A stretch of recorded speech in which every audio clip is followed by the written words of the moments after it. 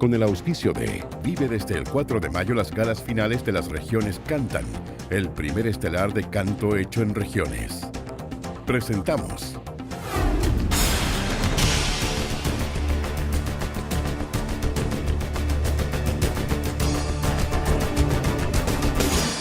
Arcatel Noticias. ¿Cómo están? La bienvenida para todos a quienes nos acompañan a esta hora, en este domingo de entrevista en Arcatel Noticias, a través de 22 canales asociados desde Antofagasta y hasta Punta Arenas, conversando de actualidad. Y en esta ocasión nos acompaña en el Hotel Diego de Velázquez el ministro de Obras Públicas, Alberto Undurraga. Ministro, gracias por aceptar nuestra invitación. Muchas gracias a ustedes por la invitación para poder conversar sobre los distintos proyectos y obras en distintos lugares del país. Sí, pues hay harto de qué conversar, hay hartos temas, está el Puente del Chacao, está la conectividad hacia el sur del país, hacia el norte también, la contingencia que tiene que ver con las situaciones que han ocurrido, y precisamente por ahí vamos a partir, porque desde lo general, en definitiva, ¿cuánto del presupuesto, de la planificación total del Ministerio de Obras Públicas, quizás mirando hacia los 4 años de gobierno, se pudo haber visto alterado, modificado por estas 12 catástrofes que han ocurrido en estos últimos días, que han marcado el inicio del gobierno de la presidenta, como son el incendio en Valparaíso y también luego, o antes, el terremoto en Iquique? Bueno, no hemos dimensionado todavía el costo total, pero sí lo que podemos decir es que vamos a darle prioridad y no vamos a dejar solo tanto a las comunidades de Arica y Parinacota como a las comunidades de Tarapacá por el terremoto y todo lo que se requiere en reconstrucción en el terremoto, y ahí hay caminos que rehacer, fundamentalmente la ruta entre Iquique y Alto Hospicio. Hay canales que reconstruir, hay caminos interiores también que resolver. Eso es lo que tiene que ver con obras públicas, más una tarea importante en otras áreas de gobierno, como es en vivienda, por ejemplo, o el trabajo que está haciendo el Ministerio de Economía con los pescadores. Tampoco vamos a dejar solo a los vecinos afectados por el tremendo incendio en Valparaíso. Y ahí lo que estamos haciendo en este momento es un trabajo especial en las quebradas, de limpieza quebrada, de preparar lo que puede ser el efecto que tenga la lluvia sobre las quebradas, que al haber menos árboles genera un efecto que el agua escurre más rápida. Entonces no lo vamos a dejar solo. Ahora, el efecto que tiene sobre el presupuesto, evidentemente que tiene algún efecto, pero lo que queremos es que no paren las obras, sino que algunas de ellas a lo mejor van un poco más lento, pero que no paren las obras en los distintos lados. Estuvimos en Chiloé con la presidenta esta semana, con la presidenta Bachelet, y justamente ella decía en su discurso, cuando entregábamos los terrenos del puente sobre el canal Chacao, decía: mire, vamos a estar y no vamos a dejar de estar especialmente preocupados por nuestros vecinos de Iquique, de Arica, de la región de Tarapacá y de Arica y Parinacota, y por los vecinos y ciudadanos de Valparaíso. Pero este es un país que es completo y hay que estar en las obras y en los distintos proyectos en cada uno de los lugares del país. Claro, y me imagino que durante estos días, más allá de la contingencia, lo que ha ocurrido, esta situación de tener que forzosamente además visitar específicamente en estas fechas Iquique y Valparaíso, Arica, Iquique y Valparaíso, tiene que ver también un recorrido por regiones, y me imagino que yendo desde lo general para luego avanzar hacia lo específico, hay una visión respecto de qué zonas son las que hoy más requieren de inversión en materia vial, en materia de obras públicas, en regiones, zonas apartadas a lo mejor. ¿Ha podido usted realizar un diagnóstico dentro de lo general, digamos? Es bien interesante, y agradezco, Carlos, la pregunta, porque claramente todos los lugares del país requieren obra y requieren inversión para mejorar la conectividad y tener caminos que acerquen a las comunidades. ¿Y por qué digo acerquen? Porque cuando el camino es de tierra y pasa a ser pavimentado, el tiempo de traslado es menor. Pero no solo eso, sino que también mejora la calidad de vida, porque en invierno no hay polvo, en invierno no hay barro y en verano no hay polvo. Y eso, el pasar de camino a tierra a camino pavimentado mejora enormemente la calidad de vida, y eso pasa en todos los lugares del país. La presidenta nos ha pedido a todos los ministros que tengamos un enfoque de desarrollo y un enfoque para terminar la desigualdad, ambos enfoques. Bueno, las obras públicas también son para terminar la desigualdad, también son para desarrollar el país, porque si se invirtiera solo en un lado, la sensación en el resto podría ser tremendamente injusto. Y este problema no solo lo tenemos de una región respecto a otra, o de regiones respecto a Santiago, también dentro de las regiones del resto versus la capital regional. Así que esto lo hemos estado viendo en distintos lugares, particularmente no solo he estado ya en la región de Arica, Parinacota, Tarapacá y Valparaíso, también he estado en la región de Coquimbo, también he estado en la región de los lagos, el subsecretario le he pedido que esté en otras regiones también, ya ha estado en la región de O'Higgins, en la región de Talca, en la región de la Araucanía, en la región de los ríos, él ha estado ahí. Le he pedido a los equipos que estén en otras regiones también, en la región de Antofagasta, en la región de Magallanes, en la región de Atacama y en la región de Biobío. Todos con realidades y problemas distintos. Exactamente, además, ¿no? con realidades y Claro. problemas distintos en obras y en aguas. Este es un ministerio de obras, se llama así, de obras públicas, pero también de aguas. Y con la sequía que tenemos en Chile también hay un foco importante en resolver problemas de sequía.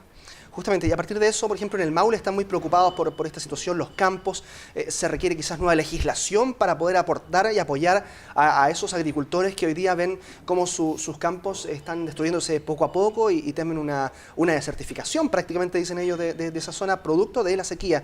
Hay una mirada respecto de eso, ¿no? Eso nos pasa, Carlos, en el Maule y nos pasa en otras regiones también. Y hay una doble mirada, una mirada de inversiones, un plan de embalses y de pequeños embalses, no solo estos grandes embalses que cuesta más construirlos, son más largos los procesos, sino que también de pequeños embalses prontamente en la Comisión Nacional de Riego, que integra el ministro de Agricultura, integro yo como ministro de Obras Públicas. Daremos a conocer un plan, tanto los embalses grandes como los embalses pequeños, justamente para ayudar a la pequeña agricultura, de manera tal de que los años en que hay más disponibilidad de agua se pueda acumular el agua para aquellos años en que haya menos disponibilidad. Eso es algo que sin duda nos afecta. Entonces, un plano es la inversión y otro plano son los cambios legales, de manera tal de que el agua sea de todos los chilenos, que ahí los pequeños agricultores muchas veces nos dicen, oiga, mire, los de arriba, los que están agua arriba no nos dejan pasar el agua, ¿y qué pasa con nosotros? Bueno, ahí se requiere un rol del Estado para permitir que la pequeña agricultura, para permitir que las distintas comunidades tengan el agua, porque el agua es de todos los chilenos. Pero eso también requiere cierto apoyo legislativo y por eso también, me imagino yo, hay una discusión pendiente en el Congreso respecto de eso también. Me imagino es la parte más difícil, ¿no? Estamos en eso, Carlos. No, se discute, pero eso es bueno de la democracia, que se planteen las distintas posiciones y se vaya mejorando. Justamente estamos impulsando una reforma constitucional que determina y que dice que el agua es un bien nacional de uso público, que es un bien de dominio público, que es de todos los chilenos, justamente para favorecer aquellas actividades que, la verdad que porque no tienen la fuerza necesaria por el tamaño, muchas veces no tienen la fuerza para exigir también que tienen el derecho a que les llegue el agua. Y estamos hablando de pequeña agricultura y estamos hablando de muchas comunidades en todo el país. El tema de las concesiones también es importante revisarlo, tiene que ver no solo con Santiago, muchas veces uno ve las carreteras relacionadas con la región metropolitana, pero hay una política de concesiones a nivel nacional que es importante desarrollar. ¿Qué implicancias tiene desarrollar una nueva política de concesiones, como usted ha dicho? Las concesiones, y yo creo que hay un relativo acuerdo nacional respecto a esto, fueron muy importantes en la historia del desarrollo de nuestra infraestructura, porque se permitió tener carreteras que de otra forma era imposible, con un estándar que no se había visto nunca en Chile, y por lo tanto eso es tremendamente positivo, eso marcó una etapa en el desarrollo del país. Sin embargo, hoy día hay otros problemas. Hay problemas asociados a que algunas de esas concesiones han ido quedando chicas, otras de esas concesiones quedaron con un estándar de seguridad de 20 años atrás y ha cambiado la velocidad de los automóviles y por lo tanto se requieren otros estándares de velocidad. Y en muchas de ellas, por distintas razones, se dejó y se partió a algunos pueblos y algunas localidades de la mitad sin los accesos respectivos. Entonces, necesitamos una nueva etapa en las concesiones hoy día en Chile. Una nueva etapa que está marcada por más inversiones para mejorar la capacidad de las autopistas, y autopistas que en fines de semana largo, en algunas fechas de las vacaciones, no dan la capacidad, para mejorar las condiciones de seguridad. Y ahí, muy importante, la ruta que va entre la Ruta 5 y Concepción, la llamada Ruta Litata, bueno, esa carretera necesita nuevas condiciones de seguridad. Y de la misma forma, también por condiciones de equidad. En muchos lugares del país, el alcalde Nogales me lo decía hace una semana, varios alcaldes de la región de Biobío me lo decían también. Miren, nosotros vemos algunas concesiones fantásticas que se hacen en Santiago, ¿por qué nosotros el mismo estándar? ¿Qué significa el mismo estándar? Que si pasa por mi ciudad tenga accesos, que si pasa por mi pueblo tenga salida, que haya caletera. Que no queden encerrados en definitiva por autopistas. Y que corta, ¿no? Entonces, por razones de capacidad, porque en algunos lados no cabe la cantidad de autos y se producen grandes embotellamientos, grandes atochamientos, uno. Por razones de seguridad, porque ha cambiado la velocidad de los autos respecto a cuando fueron hechas las autopistas. Y por razones de equidad, necesitamos pasar una nueva etapa en las concesiones. Ahora alguien me preguntará, ¿por qué es necesario que estén concesionadas y no pasan al Estado? Por la siguiente razón, porque mientras se hace vía concesiones con financiamiento privado, le permite al Estado guardar esos recursos para hacer otras cosas. ¿Qué otras cosas? Agua potable rural, embalses, caminos de tierra, pavimento en caminos que no son concesionados. Todos quienes recorremos el país nos damos cuenta de esos caminos y eso se hace gracias a que la plata de las grandes autopistas se la dejamos a que lo hagan los concesionarios. Ministro, tenemos que ir al corte, pero antes Vamos. no quiero dejar de pasar este tema de las concesiones respecto de cierta percepción en los usuarios de la palabra concesión, que muchas veces parece ser sinónimo de abuso, de que los peajes suben de precio de forma relativamente rápida, que hay peajes donde, por ejemplo, en la zona lacustre de la región de los lagos, para entrar a cada localidad prácticamente hay que pagar un peaje si va de Puerto Montt a Puerto Vara, de Puerto Vara a Frutillar, de Frutillar a Fresia, etc. Entonces, ¿cómo garantizamos que esta nueva política de concesiones, este fomento a las concesiones y a la inversión privada, garantice que no haya abusos para los usuarios o que en definitiva no involucre un mayor gasto en el presupuesto familiar que haga imposible de utilizarlas? Bueno, justamente son dos las cosas que van en los cambios de contrato. Una son las mayores inversiones para que sean más justas las autopistas, ¿no? Que en todos los lugares tenga el mismo estándar, que resolvamos los problemas de seguridad y los problemas de capacidad, porque en algunos lugares no cabe. Pero el segundo cambio, y que se ha hecho en varios países del mundo que han vivido el mismo proceso, primero autopistas para armar las primeras infraestructuras y después se dice, oye, mire, pero aquí falta una segunda parte, que es, en vez de que los contratos sean por kilómetros de autopista, más bien por calidad de servicio. Y por lo tanto, que los usuarios puedan exigir. ¿Y cuáles son los dos estándares principales en calidad de servicio? Primer estándar, seguridad. La tasa de accidentes de las autopistas tiene que ser baja y para eso un conjunto de inversiones. Y el segundo estándar, congestión. Que cuando haya mucha congestión o pase cierto límite de congestión, bueno, hay beneficios para el usuario, eventualmente incluso llegando hasta el no cobro, ¿no? Entonces, eso es tremendamente relevante, por eso yo digo que tenemos que pasar a una nueva etapa en nuestra política de concesiones. Fueron muy importantes en el pasado, sin embargo, ha habido un avance que hace que la exigencia ciudadana, el parque automotriz, que es mayor, y las velocidades requieran que tenemos que cambiarlas para mejorar el servicio y que sean verdaderos servicios que cada uno de los usuarios podamos exigirles y también para mejorar la inversión. Bien, rápido al corte, nos volvemos en un segundo para seguir conversando con el ministro Undurraga. Llegó la hora. A partir del 4 de mayo a las 22 horas en vivo y en directo. Desde el Domo Casino Marina del Sol. Las regiones cantan. El primer estelar de canto hecho en regiones y para regiones. Recuerda, 4 de mayo a las 22 horas, las regiones cantan. Desde la 8ª región para todo Chile.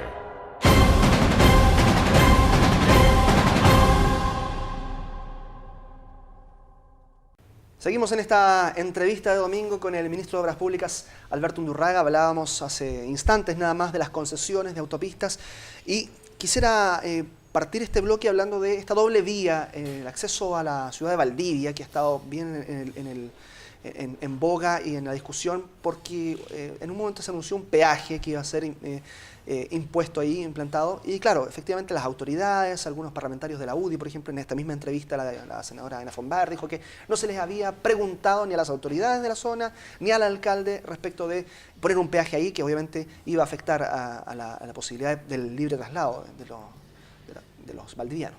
Bueno, primero señalar que nosotros como país tenemos que tener algunos estándares de servicio que sean justos para todas las comunidades. Y resulta que a mí me parece del todo justo y del todo lógico que todas las capitales regionales tengan acceso con doble vía, por ejemplo. Eso es un estándar. Podemos definir otros estándares en la ciudad. Y así como se definen estándares para mejorar la educación, y está en nuestro programa de gobierno y lo está impulsando el ministro Izaguirre, bueno, también estándares en la ciudad. Y si Valparaíso tiene doble vía, si Concepción tiene doble vía, ¿por qué Valdivia, que también es capital regional, no puede tener una doble vía. Entonces, lo primero que quiero decir que esto es una prioridad para generar un estándar. Lo mismo estamos haciendo hacia el norte. En Iquique, en este momento, estamos construyendo la doble vía desde Humberstone hasta Iquique, afectado por el terremoto, fundamentalmente en el tramo entre Alto Hospicio y Iquique. Bueno, dicho eso, esto es fundamental. Este proyecto no se ha avanzado nada. Hay poco o nada en el MOB de la entrega que recibimos respecto a este proyecto, que nos llamó mucho la atención, que se había anunciado, pero había, la verdad, que poco avance. Entonces, lo primero es decir, aquí Valdivia en sí misma, al igual que Valparaíso, al igual que Concepción, al igual que Iquique, y nombro esas 4 ciudades porque están todas alejadas de la Ruta 5, el acceso tiene que ser con doble vía. Me parece que es justo para toda capital regional. Dicho eso, viene la segunda pregunta: ¿cómo se financia? Claro. Y ahí tenemos que juntar dos miradas. Una mirada nacional y una mirada regional. Y tenemos que hacerlas conversar, de manera tal de que sea justo para Valdivia, pero también sea justo para Concepción, también sea justo para Valparaíso, también sea justo para Iquique. Y en ese sentido que hemos construido un acuerdo de tener una mesa de trabajo. Nos reunimos con el senador Durresti, con la senadora Bombaen, con el alcalde de Valdivia, la alcaldesa de Payaco, en fin, y de distintas comunas, para establecer un criterio. Y ese criterio en general, en la doble vía, es que hay un pago asociado a la doble vía. Sin embargo, eso requiere algunos criterios regionales, porque es el criterio nacional, ¿cierto? Criterio nacional. ¿Cuál es el criterio regional? Que quienes vienen entonces del ANCO no paguen 2 veces, me parece del todo razonable. Que haya una vía alternativa sin pago, es del todo razonable. Que haya quienes tienen un tránsito local no paguen 2 veces porque ya pagan en la Ruta 5, del todo razonable. Entonces, ¿cuál es el sentido de esta mesa de trabajo?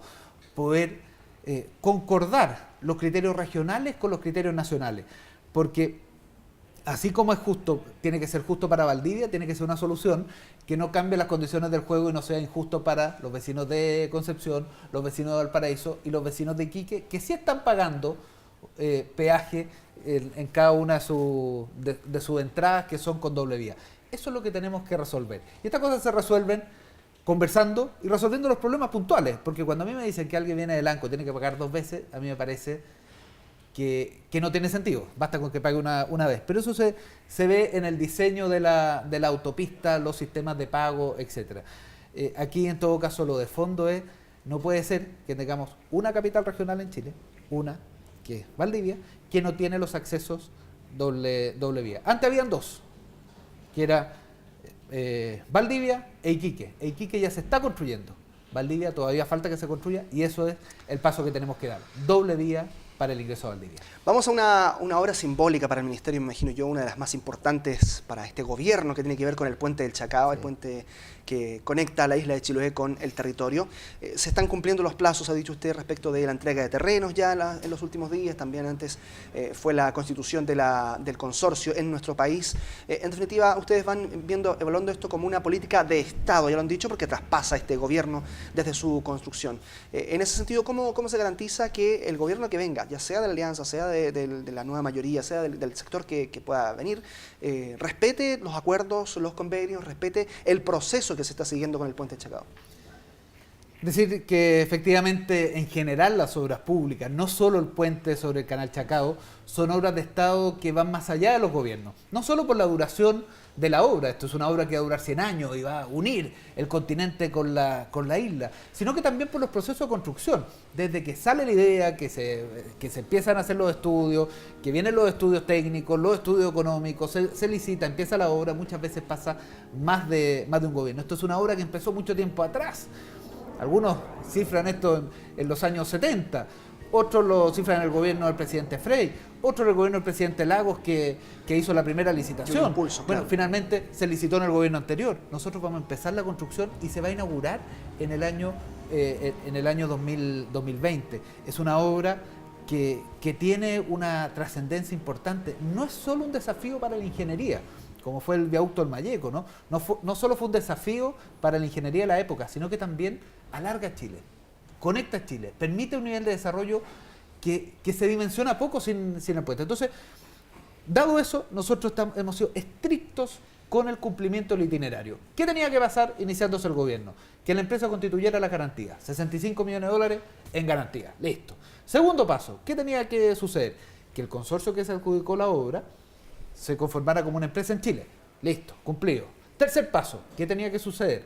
El 22 de abril tenía que hacerse la entrega física de los terrenos a la empresa que se adjudicó la obra y que iba a construir este puente, que son 2 kilómetros y medio, son 2.600 metros de un puente largo, el más grande de Sudamérica. ¿Y qué es lo que sucedió? La presidenta de la República, presidenta Bachelet, concurre al lugar y entrega ella los terrenos. ¿Qué se va a hacer en estos terrenos? Sondajes y calicatas. ¿Qué es eso? Básicamente, y geomensura. Son mediciones de la calidad del terreno para ver después cuáles son los soportes que tiene que tener. Todo el trabajo previo a la construcción visible. Todo un trabajo de estudios que la empresa hace, todos los estudios con los distintos ingenieros. Bueno, eso había que hacerlo el 22 de abril. Fue hecho. Fuimos juntos a acompañar a la presidenta Bachelet. Hicimos la entrega. Estaban los alcaldes de las distintas comunas de Chiloé, estaba la alcaldesa Ancud, que por supuesto era la comuna donde esto se desarrolló, estaba el intendente, estaba la diputada, en fin, estaba la comunidad, y esto es muy importante. El financiamiento, ahora viene un tema importante de señalar, porque usted mismo ha dicho que hay que estudiar la forma de diversificar este financiamiento. En definitiva, el presupuesto de la Nación no alcanza para el puente del Chacao. El financiamiento del puente está garantizado y está garantizado en los contratos. Un contrato que no solo se aprobó de acuerdo al Estado de Derecho, sino que además la Contraloría da todos los vistos buenos y la toma razón. ¿Pero qué es lo que sucede? Lo que sucede es que este es un financiamiento que durante la obra se desembolsa una cantidad importante de recursos, la obra más grande que se ha hecho en Chile en magnitud. Entonces, el problema no es el financiamiento del puente, porque lo tiene. El problema es lo que se deja de hacer. Si nosotros nada hacemos, van a haber un conjunto de caminos que el año 2016, 2017, 2018 y 2019 no van a tener la mantención. Va a haber un conjunto de obras de pavimentación de caminos de tierra que no se harían.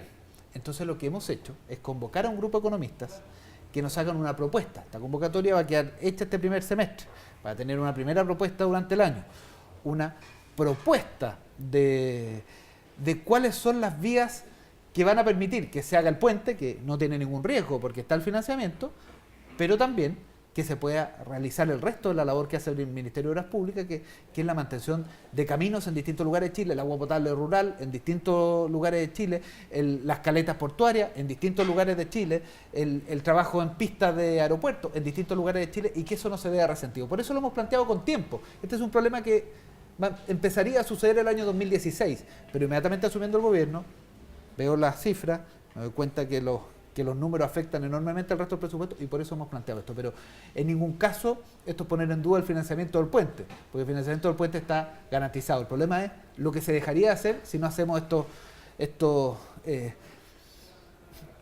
nuevos financiamientos y estos nuevos proyectos que nos van a proponer estos economistas. Su antecesora, Loreto Silva, en el cargo decía que el 2017, que es cuando comienza la construcción en sí ya más potente del puente, bajan los costos de otras obras, como por ejemplo el Metro de Santiago, y ahí podría haber una ventana para el presupuesto de obras públicas. ¿Es así o no? Sí y no. Siempre hay alguna obra que se termina en el 2017.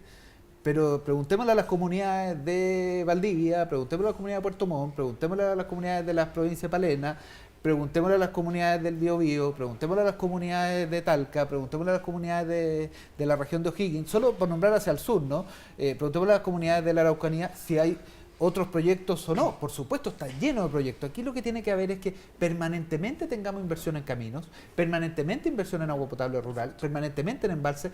Por lo tanto, faltan muchas obras que hacer para que Chile sea un país desarrollado y para que Chile deje de ser un país con desigualdad y seamos un país sin desigualdad. Bueno, perfecto. Para ello necesitamos ese financiamiento, y por eso hemos planteado esto, que hay obras que se dejarían de hacer. Perfecto. Tenemos que hacer un corte breve, nos quedan algunos minutos de conversación con el ministro de Obras Públicas, Alberto Undurraga. Llegó la hora. A partir del 4 de mayo a las 22 horas en vivo y en directo, desde el Domo Casino Marina del Sol, las regiones cantan.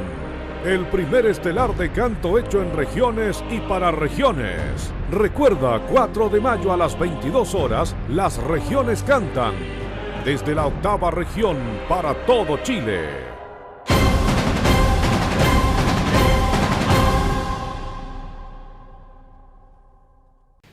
Estamos de vuelta y nos quedan 5 minutos para conversar de muchos temas de obras públicas con el ministro Alberto Undurraga, pero nos queda pendiente un tema respecto del puente Chacao. Tiene que ver con las comunidades huilliche, por ejemplo, en Chiloé, los pueblos originarios, que han dicho que en el inicio de esta planificación del puente no se les consultó. Y por otro lado también están temerosos respecto de este plan Chiloé, que involucra muchos avances en términos viales y que puede pasar por arriba de muchas tradiciones y muchas situaciones que están arraigadas en las costumbres de los pueblos originarios. ¿Cómo usted responde? En primer lugar, decir que estuve en Ancud, reunido con distintas comunidades. Dentro de ellas nos hizo un planteamiento, efectivamente, la comunidad de huilliches respecto al puente, pero respecto a la isla en general. Quedamos de contestar en particular el planteamiento porque tenía un conjunto de cosas que eventualmente la administración anterior no habría hecho.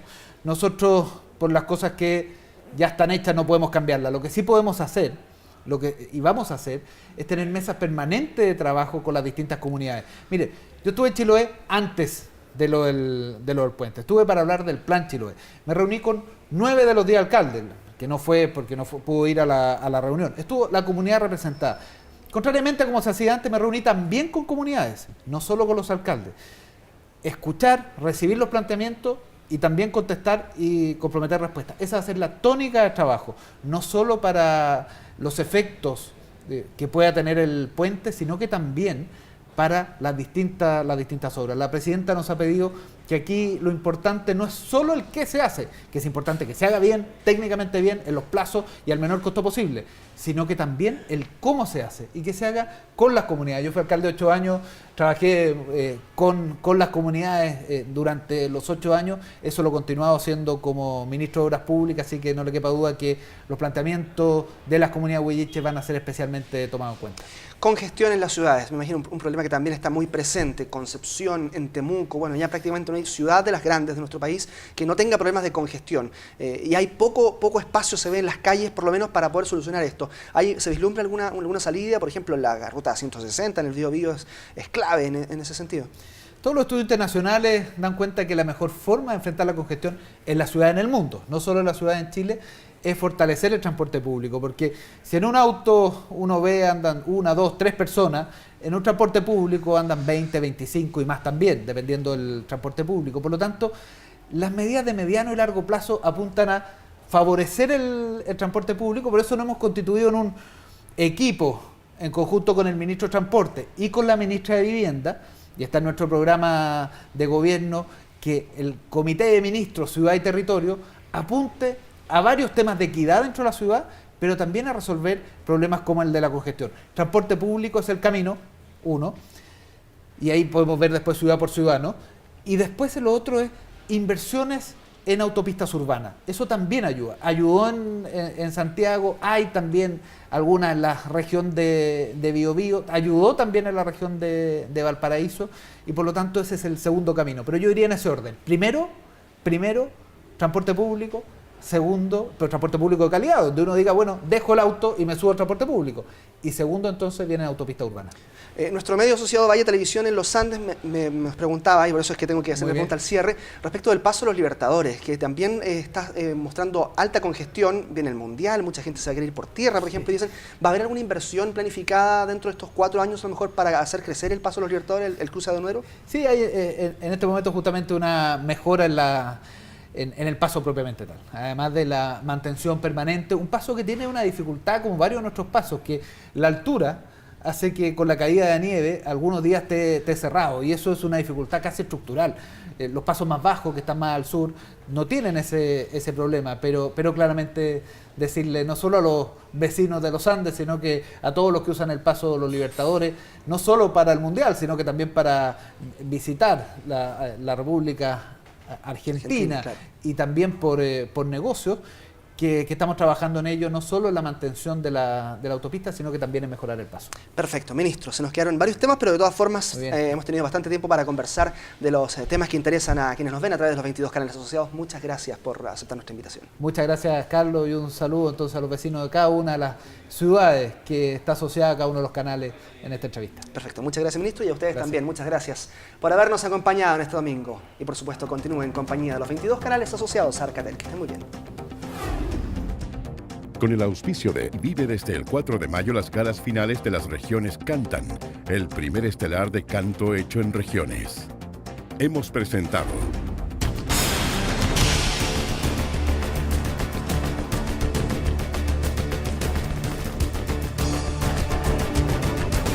Arcatel Noticias.